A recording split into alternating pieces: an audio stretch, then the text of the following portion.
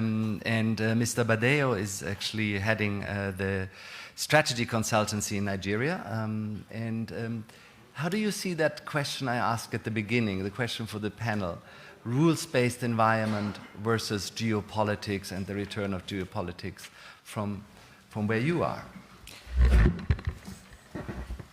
I would like to start, before coming to the topic, by expressing appreciation for the fact that Slovenia is a very small country, but one that is trying to lead the thinking in our world, that a lot is not correct about what is happening, and calling people together for the last 14 years is a significant achievement on the part of Slovenia.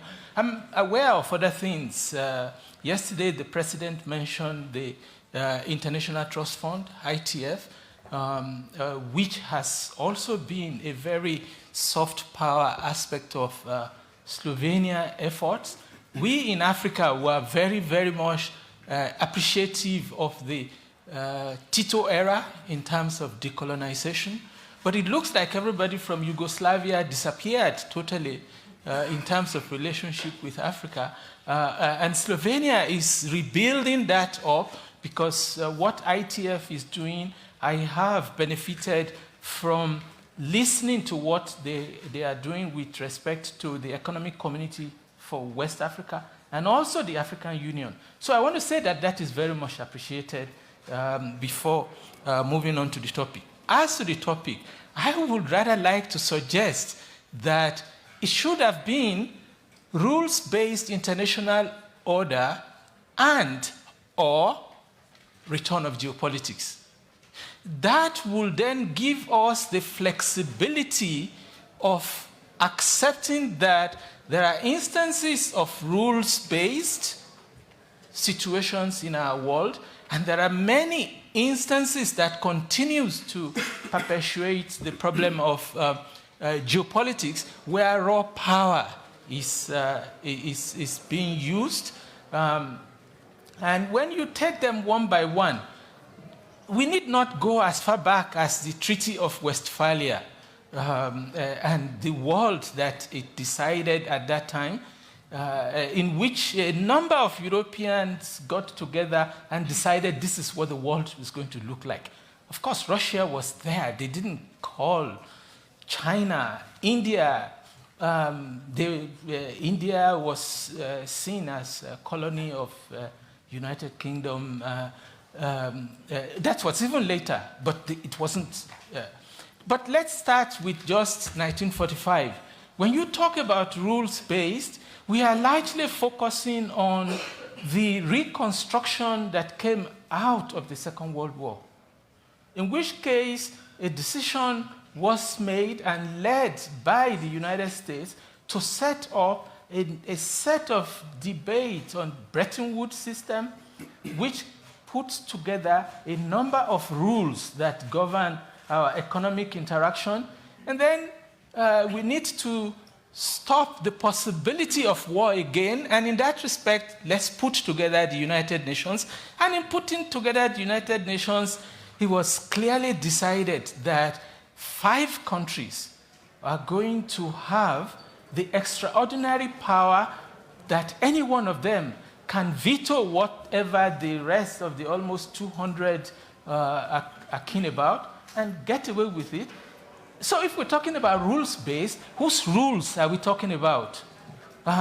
That's a starting point. Of course, many of us, especially in Africa, perhaps in Africa, there might have been, I think there was Ethiopia, Liberia, and probably apartheid South Africa. The rest of the continent of 55 countries were not part of any of these dialogue. And it's okay that you are not there at the time, but you could be part of it later if there had been the flexibility that allows the updating of those rules in such a way that you can now be making changes to say, okay, yeah, if there are 1.2 billion people in Africa and they don't have a voice that is able to aid negotiations within the rules that are set, they ought to have a seat. There's been all that discussions about reforms of the United Nations and all the rest of it and what have you. So the starting point has to be very, very clear. There are several other things that, that this throws up. What is the nature of the power relationship in the world? The Spanish foreign minister yesterday was suggesting that he sees two powers. I think it's, for me, I see more than two powers in our current world. I see the United States and China very clearly. Now, at the economic level, there is no doubt that in the next few years, China will, in all probability, dwarf the United States, and the reactions of the United States are becoming very, very clear in that respect. So when we are talking about rules-based, the power that was benefiting from the rules that were set up in 1945 is now the one that is very much against those rules. Look at trade. Look at the relevance of the United Nations. United Nations agreements are violated at will by the power that should be defending all that. So when you put all this into a clear perspective, you also have Europe. Even without, with Brexit, Europe will still be a very strong power to be contented with in our current world. But Europeans like to, coming out of what the Spanish foreign minister was saying, Europeans appear to me to want to wish away Russia. That's not the case.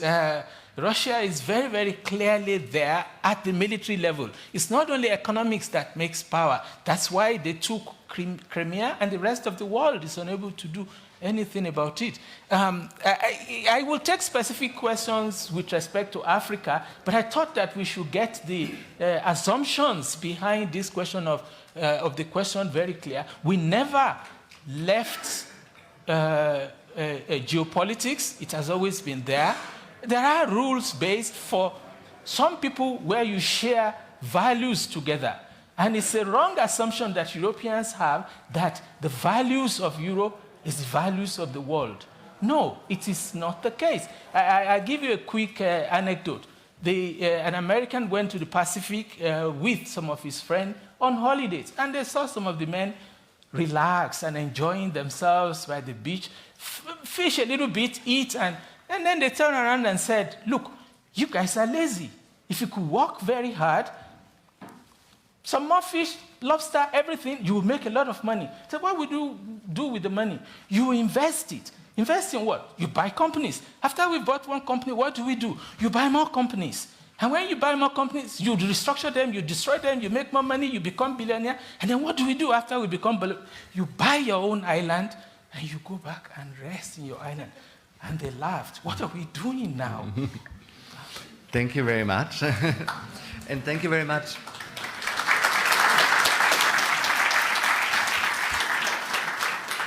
Thank you, Dr. Badejo. You've been patient now. Yeah, thank you very much. I just want to reiterate the fact that there has been so much commentary about, very frankly too, defense of our values, which has resonated in much of the dialogue, but we need to always bear it in mind, the question of whose values. Of course, European values are not the values of the world. The values, we share some together, and in some we are very much apart, and that should be borne in mind constantly when Europe and America are trying to tell Africa about China in the China-phobia that is appearing on the table in the world arena, that we need to restructure the international system as best as possible. The question that was asked was very interesting, whether Belt and Road Initiative and the alternative possibility to the World Bank, when you make it impossible to make changes with respect to the World Bank, the IMF, and all those Bretton Woods institutions, it is, you have to be an American to be the president of the World Bank. You have to be a European, preferably from France, to be in the IMF. You are the best African? No, forget it. It's not for you.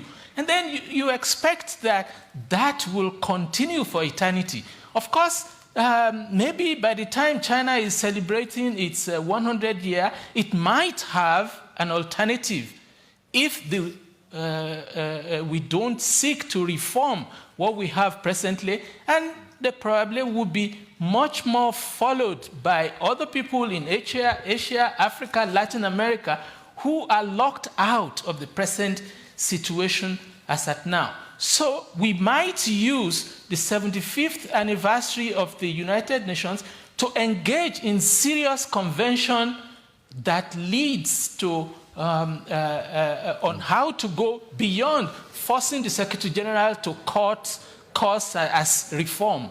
It's more than that. I will stop there. Thanks. Thank you very much.